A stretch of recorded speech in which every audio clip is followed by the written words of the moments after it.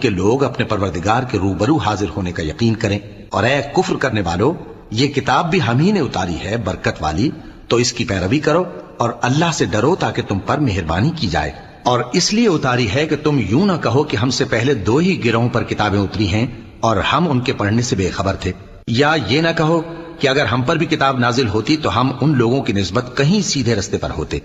سو اب تو تمہارے پاس تمہارے پروردگار کی طرف سے دلیل اور ہدایت اور رحمت آ گئی ہے، تو اس سے بڑھ کر ظالم کون ہوگا جو اللہ کی آیتوں کی تکذیب کرے اور ان سے لوگوں کو پھیرے۔